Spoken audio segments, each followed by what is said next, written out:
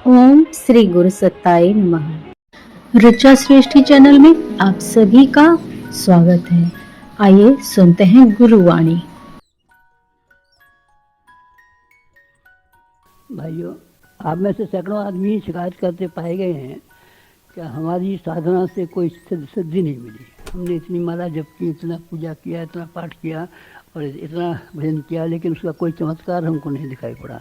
आप में से है ना ऐसे आदमी? अब मेरे ख्याल से अधिकांश आदमी ऐसे ही हैं कि जो ये शिकायत करते हुए पाए जाते हैं। तो क्या जो पूजा पाठ का और जो जंत्र मंत्र का जो विधान है ये गलत है? क्या ऋषियों की धोखेबाजी है?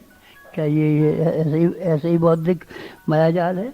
ना, ये बात नहीं है। ये अगर आपने विचार किया है और आप निराश हो गए हैं और आप ये सोचते हैं कि ये जो विचार हैं ये गलत है और पूजा पाठ करने से कोई लाभ नहीं होता, साधना से कोई लाभ नहीं होता, तो आप अपने मन के विचारों को निकाल दीजिए। मैं आपको यकीन दिलाता हूँ कि साधना से सिद्धि, साधना से सिद्धि, साधना से सिद्धि अवश्य होती है, अवश्य होती है। फिर आप कहेंगे साहब ये बात हम कैसे माने, ये हमारे जीवन में तो कुछ ऐसा हुआ नहीं, और हमारे पड़ोस में हमारे स्वामी जी रहते हैं, बाबा जी रहते हैं, फलाने रहते हैं, ठिकाने रहते हैं, वो भी ऐसे ही हैं, भीख मांगते फिरते हैं और चप्पल चलाते फिरते हैं। किसी को क्या हो रहा है, किसी को क्या हो रहा है, कोई शरीर से बीमार है, कोई मन से बीमार है, तो हम कैसे माने कि साधना से सिद्धि मिलती है? अच्छा, तो ठीक है, फिर मैं आपके सामने एक बहुत बढ़िया गवाह पेश करना चाहता हूँ, जिससे आप जिरह भी कर सकते हैं और जिसका आप इम्तहान लेना चाहें तो आप इम्तहान भी ले सकते हैं। वो कौन है गवाह? वो मैं स्वयं हूँ। आप हमें किसी प्रयोगशाला में, किसी अदालत में, कचहरी में खड़ा कर दीजिए और देखिए कि इस आदमी ने साधना की है और इसको सिद्धियाँ मिली हैं कि नहीं मिली हैं। साधना और सिद्धियों का जुड़ा हुआ उसका है, जैसे बोने और काटने का है। बोएंगे तो आप काटेंगे भी। इसी तरीके से आप साधना करेंगे तो सिद्धियाँ भी मिलेंगी। हमने साधना सही ढंग से की है और आपने साधना जो है वो गलत ढंग से की है। गलत सही क्या? गलत से ये कि बीज बोना ही काफ़ी नहीं है, उसमें पानी लगाना भी आवश्यक है, उसमें खाद देना भी आवश्यक है। खाद आप नहीं लगाएंगे, पानी आप नहीं लगाएंगे तो आपका बोया हुआ बीज सूख जाएगा और उससे कोई आप ये आशा करें कि इसमें से फल पैदा होंगे या इसमें से फसल पैदा होगी, तो आपकी उम्मीद करना गलत है। वो लगाइए खाद पानी, खाद पानी लगाइए। खाद पानी किस तरीके से लगाया जाता है? हमने अपने जीवन में साधना का बीज तो बोया है, पर उसमें के साथ साथ में खाद पानी लगाया है। कैसे लगाया? चलिए मैं एक बात बता देता हूँ आपको। अपने जीवन की दो घटनाएं सुना देता हूँ। सारी घटनाएं सुनाना तो मुश्किल पड़ेगा, पर दो घटनाएं मैं सुना देता हूँ। एक ये कि हमारे पिताजी महामना मालवीय जी के पास विश्वविद्यालय में, हिंदू विश्वविद्यालय में ले गए थे और हमको दीक्षा संस्कार उन्होंने कराया था।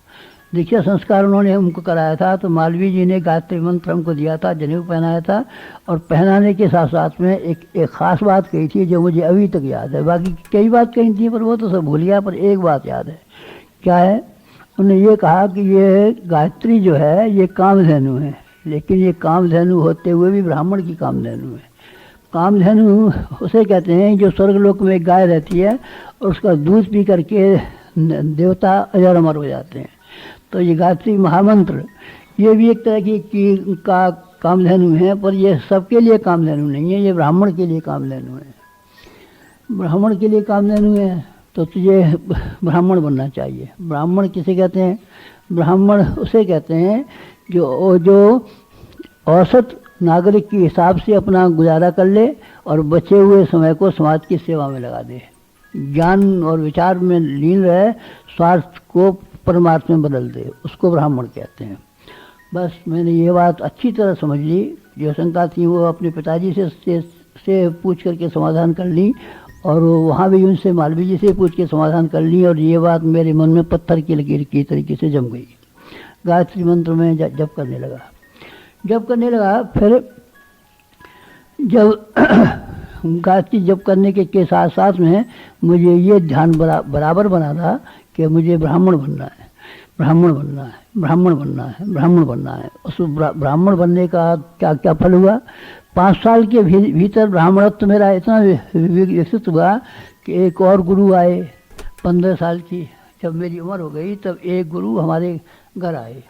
आप तलाश करने गए ना, गुरु तलाश नहीं करने पड़ते, गुरु स्वयं आते हैं। गुरु को तलाश करने के लिए जाना आपका बिल्कुल बेकार है। क्यों? क्योंकि पात्रता विकसित जब तक न होगी तब तक कोई गुरु नहीं आएगा। कच्चे फल लगे होते हैं, खाने के लिए कोई चिड़िया नहीं आती, लेकिन जब फल पकने की सुगंधी देने लगता है तो जाने कहाँ से चिड़ियाँ आ जाती हैं और उस फल को खाना शुरू कर देती हैं। ठीक इसी तरीके से हुआ। ब्राह्मणत्व का जीवन मैंने 5 साल जिया है, 10 साल से लेकर 15 साल तक। 15 साल तक जीवन जिया। फिर एक और अध्यापक आ गए और वो उनका सूक्ष्म शरीर है, स्थूल नहीं है। हमारे गुरु स्थूल शरीर के नहीं है।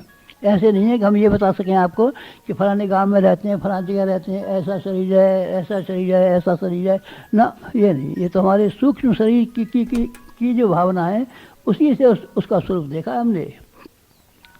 तो सूक्ष्म शरीरधारी हमारे घर आए और घर आकर के उन्होंने कहा कि गायत्री का जो बाकी हिस्सा रह गया है वो और हम तुम्हें सिखाएंगे। मालवीय जी से तो तुम दीक्षा लेकर के आए थे। मैंने कहा हाँ। तो उन्होंने कहा एक और हम सिखाएंगे। क्या आप सिखाएंगे? गायत्री मंत्र तो यही है, लेकिन इसके साथ में एक और सिद्धांत जुड़ा हुआ है, बोया और काटा, बोया और काटा, बोया और काटा, बोया और काटा। क्या मतलब बोया और काटा से? कि जो कुछ भी तुम्हारे पास है उस भगवान के खेत में बीज की तरीके से बोना शुरू करो और बोना शुरू करो और तुम्हारे पास 100 गुना ज़्यादा हो जाएगा। मक्का के खेत में मक्का बोते हैं और एक दाने के बदले में 100 दाने पैदा हो जाते हैं। बाजरा खेत में हम बोते हैं और एक दाने के बदले में 100 बाजरा पैदा हो जाते हैं। ज्वार हम बोते हैं और एक ज्वार के दाने के बदले में 100 ज्वार के दाने पैदा हो जाते हैं। तो बोना और काटना शुरू कर। फिर मैंने पूछा कहाँ बोऊँ? तो उन्होंने कहा भगवान के खेत में। फिर मैंने पूछा भगवान का खेत कहाँ है? तो उन्होंने कहा कि सारा समाज जो है भगवान का ही विराट रूप है। भगवान को आँख से देखना संभव नहीं है। कोई आदमी किसी ने आज तक आँख से भगवान को नहीं देखा है। कारण कि वो निराकार है। निराकार को आप किस तरीके से देखेंगे? हवा को आप किस तरीके से देखेंगे? गर्मी को आप कैसे देखेंगे? आग को तो आप देख लेंगे पर आप गर्मी को नहीं देख सकते। जो व्यापक चीज़ें हैं वो देखी नहीं जा सकती। भगवान को देखा जा सकता है, भगवान को देखना संभव नहीं है, किसी तरह संभव नहीं। ना आज तक किसी ने देखा है, अनुभव किया है, केवल देखा किसी ने नहीं है। तो उन्होंने कहा भगवान का खेत, कि सारा संसार भगवान का खेत है, इसमें तेरे पास जो संपत्ति है वो बोना शुरू कर और फिर देख कितने चमत्कार मिलते हैं कि नहीं मिलते, और देख कितने सिद्धियाँ मिलती हैं कि नहीं मिलती। तो मैंने कहा क्या है हमारे पास? हम तो कुछ ये पहने बैठे हैं कुर्ता धोती, और तो क्या? अरे उन्होंने कहा मूर्ख, ये ऐसा नहीं है। 3 चीज़ें तो तू भगवान के यहाँ से लेकर के आया है, और एक चीज़ अपने पुरुषार्थ से कमाई है, चाहे इस जन्म में कमाई हो चाहे पहले जन्म में कमाई हो। 4 चीज़ें तेरे पास हैं, चारों चीज़ों को बोना शुरू कर। 4 चीज़ें कौन है? एक चीज़ हमारे पास है हमारा शरीर। शरीर में समय और श्रम, समय और श्रम 2, और एक बुद्धि 3। समय हमको भगवान ने दिया है, श्रम करने की ताकत भगवान ने दी है, और बुद्धि भगवान को दी है। ये तू समाज के लिए लगा, भगवान के लिए लगा, और जो कुछ भी पहले जन्मों की कमाई या इस जन्म की कमाई के रूप में संपत्ति तेरे पास हो, तो संपत्ति को समाज की सेवा के लिए लगा। इसे लगा देगा तो फिर तू देखेगा कि 100 गुना ज़्यादा होकर के आया। बस कुछ और बातें हुई, वो हिमालय पे कब हम बनाएंगे, क्या करेंगे, वो बातें आपके काम की नहीं है, इसलिए उन बातों को मैं छोड़ देता हूँ। हमारे मार्गदर्शक और हमारे साथ में क्या संबंध रहे, कब रहे, कैसे रहे, अब इन बेकार बातों को आप काहे को सुनना चाहते हैं? उनका सूक्ष्म शरीर है, स्थूल नहीं है। स्थूल नहीं है तो फिर आप कितनी होगी उनकी उम्र? हम कहते हैं आपको क्या मतलब है? चाहे वो 6 वर्ष के हैं चाहे 6 वर्ष के हैं, पर आपको क्या लेना देना? वो तो सूक्ष्म शरीर है उनका, स्थूल है ही नहीं। स्थूल है ही नहीं। सूक्ष्म शरीर से जो हमारे घर आए थे उन्होंने दिया। मैंने उनका भी कहना मानना शुरू कर दिया। किस तरीके से शुरू किया और क्या पाया? पहले वाल्मीकि जी ने जो बताया था कि ब्राह्मण की कामधेनु में मैंने अपने जीवन को ब्राह्मण बनाने की कोशिश की, संयमी बनाने की कोशिश की। ब्राह्मण माने संयमी, संयमी माने जिसने अपने इंद्रियों पर संयम कर लिया हो। संयमी माने वो जिसने अपने धन पर संयम कर लिया हो, पैसे पर संयम कर लिया हो। संयमी वो जिसने अपने समय पर संयम कर लिया हो। संयमी वो जिसने अपने विचारों पर संयम कर लिया हो। चारों के ऊपर हमने संयम करना शुरू किया और सारी की सारी शक्तियाँ एकाग्र और एकत्रित हो गई। अब वो ऐसे हो गई जैसे फैली हुई बारूद को आप जला देते हैं तो भग से जल जाती है, लेकिन जब उसको एकाग्र कर लेते हैं, संयमित कर लेते हैं, तो फिर ऐसा चमत्कार दिखाती है कि गोली का निशाना आठ से पार हो जाता है। इसी तरीके से हमने अपने आप को संयमित कर लिया। एकाग्रता इसी का नाम है। एकाग्रता इसी का नाम, इसका नाम नहीं है कि आप ध्यान लगाएं और ध्यान एक महादेव पर नहीं लगा, महादेव पर भागी चल, बेकार आदमी। ये ध्यान एकाग्र कहते हैं, अपनी सारी सामर्थ्यों को एकत्रित कर जाने का नाम एकाग्रता है। ध्यान की एकाग्रता ध्यान की एकाग्रता में क्या रखा है? आइए आपको हम बेहोशी की दवा सुंघाई देते हैं, आपका ध्यान ऐसा एकाग्र हो जाएगा कि आप 1 घंटे पर पीछे उठेंगे, 1 घंटे पता ही नहीं चलेगा आपको कि आप कहाँ हैं। ध्यान की एकाग्रता नहीं होती, जीवन की एकाग्रता होती है। जीवन की एकाग्रता से हमने अपने आप को ब्राह्मण बनाने की कोशिश की। 10 साल से लेकर के 15 साल की उम्र तक 5 वर्ष हमारा पूरा प्रयत्न ये लगा कि ब्राह्मण को जिस तरह का चिंतन करना चाहिए, सोचना चाहिए, इच्छाएं उसकी जैसी होनी चाहिए, व्यवहार उसका जैसा होना चाहिए, वैसा हमारा है कि नहीं, हमने पूरी तरीके से प्रयत्न किया। फिर क्या हुआ, हम ब्राह्मण हो गए। फिर ब्राह्मण आप थे नहीं क्या? नहीं, वैसे तो हम कौम के तो ब्राह्मण हैं, 60 ब्राह्मण के घर में जन्म हुआ है हमारा, लेकिन वास्तव में ब्राह्मण नहीं थे। क्योंकि कोई भी आदमी जन्म से ब्राह्मण नहीं होता, कर्म से ब्राह्मण होता है। कर्म से ब्राह्मण होता है तो सबसे पहली किताब हमने एक छापी और सबसे गायत्री की महिमा उसमें लिखी, महत्ता लिखी, पूजा का विधान लिखा, उसका नाम लिखा गायत्री ब्राह्मण की कामधेनु। तब फिर लोगों ने शिकायतें की, अरे साहब ये पुराण खंडी पंडित भी यही कहते हैं कि ब्राह्मण को ही जब करना चाहिए और दूसरे कौमें गायत्री का नहीं जब कर सकती हैं, स्त्रियाँ जब नहीं कर सकती, ये तो पागल हैं। कहाँ विषय चल रहा है, कंका के मारे कहाँ ले जाते हैं। ये कायस्थ है तो हम क्या करें? कायस्थ है बनिया है तो बनिया है, महात्मा गांधी ब्राह्मण थे नहीं साहब, बनिया थे तेरे सिर, पागल आदमी। इस तरीके से वंश जन्म से नहीं चलता, कर्म से चलता है। कर्म से हमने अपने आप को ब्राह्मण बनाया। और जब हमारी बहुत बड़ी उम्र हो गई तो मैं आपको एक भारतवर्ष के ऐसे आदमी का नाम तो खैर मैं आपको नहीं बताऊंगा, पर ये कह सकते हैं कि वो बहुत ऊंचे स्तर के थे। उनने हमारे बारे में ये सुना कि इनकी जुबान से जो बात निकल जाती है वो सही हो जाती है। किसी के बारे में कोई शुभकामना कर दें, कोई आशीर्वाद दे दें तो 100% सफल हो जाता है। और कभी गुस्से में आ जाए और ये कह दें तेरा बुरा हो जाएगा तो बुरा ही हो जाएगा। सिंह ऋषि का नाम सुना है आपने? सिंह ऋषि ने साप दिया था तो राजा परीक्षित मट्टी में मिल गया था और खाक होकर गिरा था।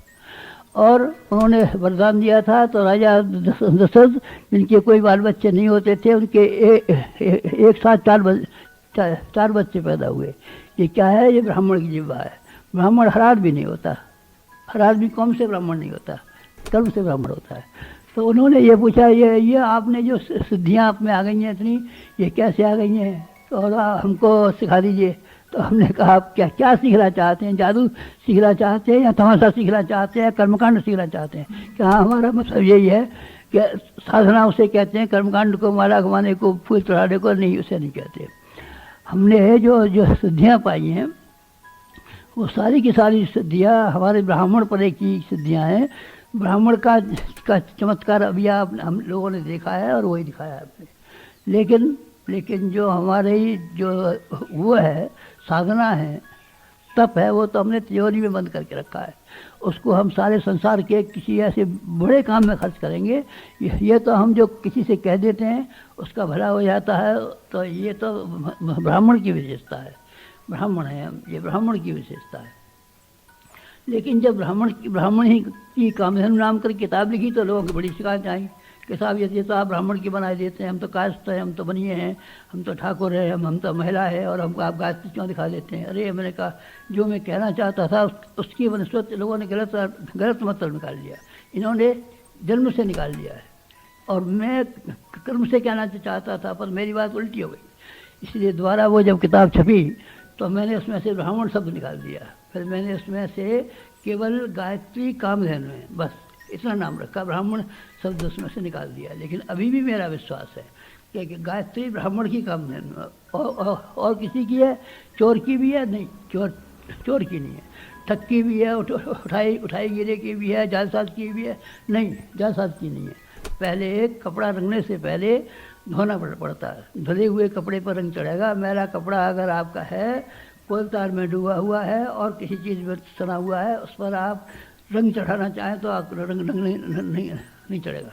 साधना करने से पहले यह आवश्यक है कि आदमी अपने व्यक्तित्व को शुद्ध और पवित्र बनाने के लिए जिस सीमा तक प्रयत्न कर सके उसको करे। कैसे करे? जीवन को शुद्ध कराने के विधि और विधानों में सेवा अनिवार्य रूप से जुड़ी हुई है। परोपकार और पुण्य, परोपकार और पुण्य, परोपकार और पुण्य, ये दोनों बातें जुड़ी हुई हैं। इसके बिना जीवन को संशोधन करना ठीक नहीं है। निशा ब्रह्मचारी रहें तो ये पेड़ तो ब्रह्मचारी रहते हैं। निशा अगर हम सत्य बोलें तो ये पत्थर तो सत्य बोलता है, कभी नहीं बोलता झूठ। सब सत्य बोले ब्रह्मचारी, चल सत्य बोलेगा ब्रह्मचारी रहेगा बाहर। सेवा करता है कि नहीं करता? सेवा के बिना कोई साधन सफल नहीं सकती। ब्राह्मण सारे जीवन भर सेवा करते थे, साधु सारे जीवन भर सेवा करते थे। आज तो साधु का नाम भी दिखाई नहीं पड़ता। आज तो बाबा जी दिखाई पड़ते हैं जो भीख मांगते हैं और बस माला घुमाते हैं और रिद्धि मिल जाए, सिद्धि मिल जाए, स्वर्ग मिल जाए, वैकुंठ मिल जाए, स्वर्ग मिल जाए, वैकुंठ मिल जाए, रिद्धि मिल जाए, सिद्धि मिल जाए, इंतजार में लगे रहते हैं। लेकिन पुराने ज़माने में 7 ऋषि थे और वो 7 के 7 ऋषि हमेशा निरंतर समाज के कल्याण करने के काम में लगे रहते थे। हमने अपना जीवन सेवा में लगाया, हमने अपना जीवन सेवा में लगाया। हमारे जीवन का क्रम यह है कि, और ये पहले भी था और अभी भी है, रात में हम अपनी जो पूजा करनी होती है हम पूजा कर लेते हैं। शाम को कर लेते हैं सोने से पहले और जगने से पहले, और दिन में सूर्य निकलने से लेकर सूर्य डूबने तक हम समाज की सेवा के कामों में लगे रहते हैं। ये भी हमारे भजन है, यही हमारी पूजा है, यही हमारी साधना है, यही हमारी भक्ति है, समाज की सेवा। तब फिर किस तरीके का जीवन जिया आपने, कि किस तरीके से अपनी चीज़ों को बोया और क्या किस तरीके से काटा। हमने अपनी चारों चीज़ें बोई। हमारा समय है, अभी आपसे ये निवेदन किया कि सवेरे प्रातः काल से लेकर सायंकाल तक समाज का है, जनता का है। रात का समय हमारा है, सो भी लेते हैं उसी में पूजा भी कर लेते हैं। सोने में कमी कर लेते हैं तो पूजा ज़्यादा हो जाती है, पूजा में जब कमी करते हैं तो सोना ज़्यादा आ जाता है। ये हमारा रात के 12 घंटों के भीतर का किया जाने वाला काम है। दिन में सवेरे में हम प्रातःकाल सूर्योदय से लेकर के सूर्यास्त तक समाज की सेवा के काम में लगे रहते हैं। ये हमारा समय और हमारा श्रम भी इसी के लिए लगा है। न हमने रुपया कमाया है, न हमने दुकान खोली है, न हमने व्यापार किया है, न हमने तिजारत किया है। हमारी पसीने की एक बूंद भी इन कामों में खर्च नहीं हुई है। और हमारी बुद्धि से न हमने जालसाजी की है, न हमने चोरियाँ की हैं, न हमने ठगी की है, न किसी को धोखा दिया है, न किसी का माल मारा है। हमारी बुद्धि भी हमेशा इस काम में लगी रही है कि लोक कल्याण कैसे हो सकता है, सत प्रवृत्तियों का संवर्धन करने के लिए क्या करना संभव है, लोक मानस का पुरस्कार करने के लिए क्या संभव है। हमने केवल यही विचार किया है। 3 चीज़ें हमने की, तो 3 चीज़ें जो की उससे आपने क्या पाया? समय का हमने ठीक उपयोग किया तो हमने समय को 5 गुना ज़्यादा बढ़ा लिया है। अभी तक हमारी ज़िंदगी का आप लेखा जोखा लें, ब्यौरा लें और ये देखें कि इस आदमी ने कितना बड़ा संगठन किया है, अकेले आदमी ने। और आप ये बात देखें कि 24 लाख के 24 प्रश्न जौ की रोटी और छाछ के ऊपर रह करके किस तरीके से किए हैं। अगर आप ये देखें कि 24 लाख आदमी इसके साथ किस तरह से इकट्ठे हो गए। अगर आप ये देखें कि इसने इतना साहित्य लिखा है जो इसके शरीर के वजन के बराबर है, तो आप ये पाएंगे कि ये एक आदमी का काम नहीं है, 5 आदमी का उससे काम है। 5 आदमी निरंतर 8 घंटे रोज लगे रहें तब इतना काम कर सकते हैं जितना कि हमने किया। तो हमारा समय जो था 5 गुना होकर के, 100 गुना होकर के, 50 गुना होकर के, 500 गुना होकर के, 1000 गुना होकर के समय हमारे पास चला आया। स्वामी विवेकानंद 32 साल जिए, स्वामी रामतीर्थ भी ऐसे जिए, ज्ञानेश्वर से भी कम जिए। थोड़ी ज़िंदगियाँ जी, लेकिन थोड़ी ज़िंदगियों में जो उन्होंने कमाल करके दिखा दिए वो 100 वर्ष का जीने में और 200 वर्ष जीने में भी नहीं हो सकते। हमारे बारे में भी समय के बारे में यही बात लागू होती है। और श्रम हमने किसके लिए किया? जनता को सुखी बनाने के लिए। जो भी हमारे घर आया है, दरवाजे पर आया है, लोगों का ये कहना है कि खाली हाथ नहीं जाता। हर आदमी का ये कहना है कि इनके यहाँ प्याऊ लगी हुई है, कोई प्यासा इनके दरवाजे पर आता है बिना पानी पिए नहीं जाता। कोई आदमी भूखा आता है हमारे दरवाजे पर से बिना खाए नहीं जाता। कोई घायल आता है, कराहता हुआ आता है तो जड़ी बूटी दवा दारू लिए बिना नहीं जाता। हम किसी को भी खाली हाथ विदा नहीं करते, क्योंकि हम प्यार करते हैं। हम सेवा बने प्यार, प्यार बने सेवा, सेवा बने प्यार, प्यार बने सेवा। प्यार उसे नहीं कहते जिसमें कि दूसरों की चाल चलन खराब किए जाते। सेवा उसे कहते हैं जिसमें दूसरों को दिया जाता है। तो दूसरों को हमने दिया, अपना श्रम दिया। उससे क्या पाया? हमने असीम प्यार पाया। इतना प्यार, इतना प्यार, इतना प्यार कि हमने सारी ज़िंदगी भर प्यार बेचा है, प्यार ख़रीदा है, प्यार बांटा है, प्यार समेटा है। और हमारी ज़िंदगी प्यार में लबालब सराबोर है। जो हमारे पास आया है प्यार लेकर के आया है और प्यार लेके गया है। ये लाखों आदमी जो हमारे साथ जाते हैं, जो हमारा साहित्य पढ़ते हैं, हमारे इशारों पर चलते हैं, हमारे संगठन में काम करते हैं, आप ये मानिए कि हमारे व्याख्यानों का फल नहीं है। हमारे जैसे व्याख्यान देने वाले तो हज़ारों हमारे फिरते हैं, लेकिन ये हमारे जीवन के वो उस हिस्से का परिणाम है जिसके द्वारा हमने लोगों को प्यार दिया और प्यार किया है। पा लिया। अच्छा चलिए, अब बुद्धि हमारी इतनी बड़ी बुद्धि है, इतनी बड़ी बुद्धि है कि मैं क्या आपसे कहूँ। MA किया है, PhD किया है, वकालत किया नहीं, हमने इनमें से एक भी नहीं किया है। लेकिन हमारी बुद्धि ऐसी है कि हम लाखों आदमियों के जीवनों को उल्टे से सीधा कर देते हैं। प्लानिंग करते हैं। व्यक्तियों का प्लानिंग हमने किया है, अपने जीवन का हमने प्लानिंग किया है, और सारे समाज का हम प्लानिंग कर रहे हैं, और सारे विश्व को कि कायाकल्प कर देने के लिए, पढ़ देने के लिए हम इस तरह का प्लानिंग कर रहे हैं जैसा कि प्लानिंग कोई कमीशन नहीं कर सकता। कोई कमीशन किसी देश या विश्व को बनाने के लिए जो नहीं कर सकता, वो हमारी बुद्धि काम करती है। हमारी बुद्धि बड़ी पैनी, बड़ी तीखी है। साहित्य से ही मताबंदाएँ लगाइए।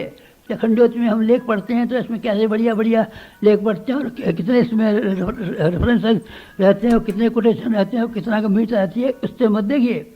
आप यूँ मत हिसाब लगाइए कि इन्होंने चारों वेदों के भाष्य किए हैं, 18 पुराणों के भाष्य किए हैं, उपनिषदों के भाष्य किए हैं, दर्शनों के भाष्य किए हैं, शास्त्रों के भाष्य किए हैं। ये मत देखिए इतना साहित्य लिखा है। ये देखिए कि हमारी बुद्धि किस दिशा में चलती है और कितने बड़े काम उठाने के लिए कर सकती है, जिसमें बड़े से बड़े कमीशन पूरा नहीं कर सकती। तो ये हमारी बुद्धि का परिणाम है, और हमारे धन का परिणाम है। धन कहाँ है आपके पास? धन हमने तो कमाया नहीं है, हमने कहीं नौकरी नहीं की है, हमने कहीं कमाया नहीं है, लेकिन हमारे पहले जन्मों का कमाया हुआ था, जो कि पिताजी छोड़ करके हमारे लिए मरे थे। पिताजी जो छोड़ के मरे थे वो 2000 बीघे ज़मीन थी।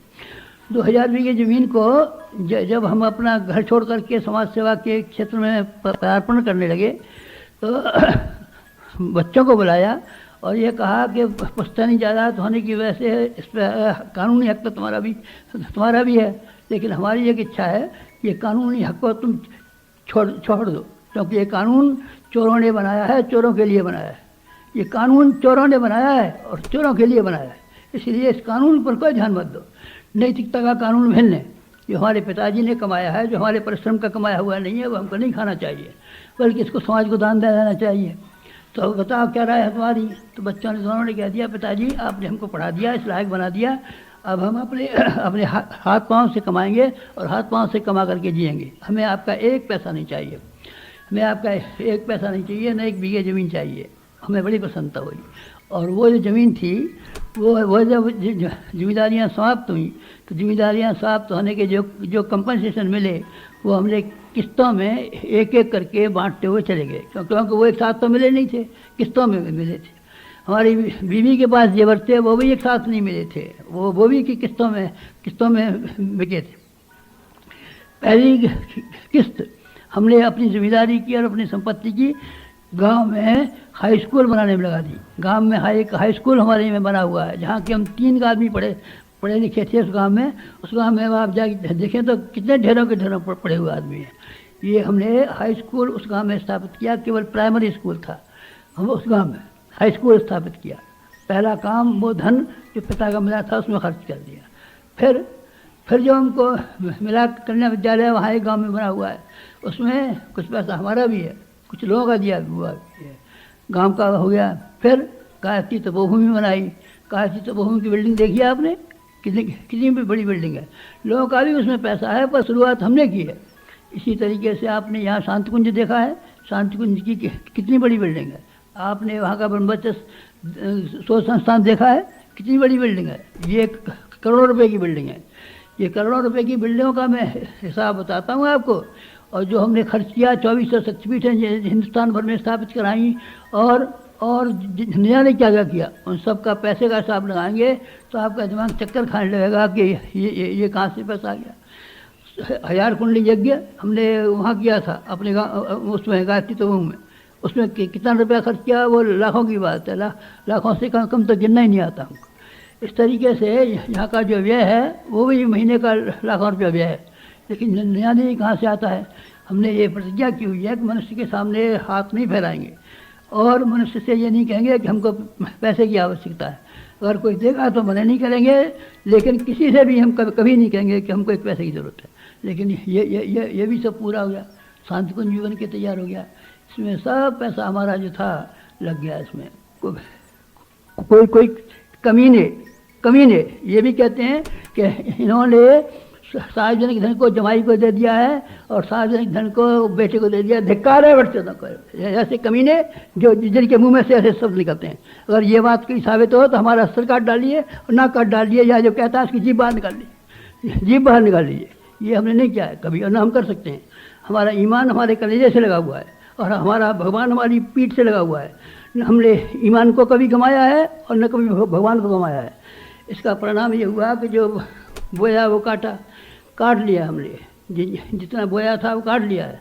साधना की सिद्धि कितनी मिलनी चाहिए वो हमको मिल गई है।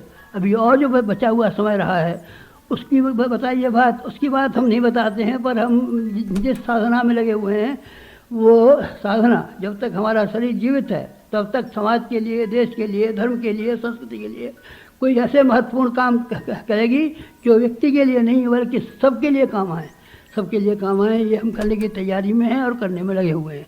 हमारे जीवन का सार और संक्षेप अगर आप जान पाएँ, आप इंक्वायरी इनमें से प्रत्येक बात की कह सकते हैं, प्रत्येक बात की इंक्वायरी कर सकते हैं, और इंक्वायरी करके फिर आप ये देख सकते हैं कि ये बातें कहाँ तक सही हैं। साधना से सिद्धि, साधना से सिद्धि, साधना से सिद्धि, उपासना, साधना, आराधना, खाद जमीन, खाद और पानी, भगवान के चरणों में अपने आप को समर्पित हमने किया है, और भगवान जितना शक्तिशाली है उतने ही हम हो गए। ईंधन को आग में डाल देते हैं तो वो भी उतना ही गर्म और आग जैसा हो जाता है। हम उसी तरह के हो गए। साधक को अपने जीवन की साधना हमने की है। साधना माला जपी, अरे बाबा माला जपी कि नहीं की ये मत पूछिए, ये पूछिए कि साधक का जीवन जिया कि नहीं जिया।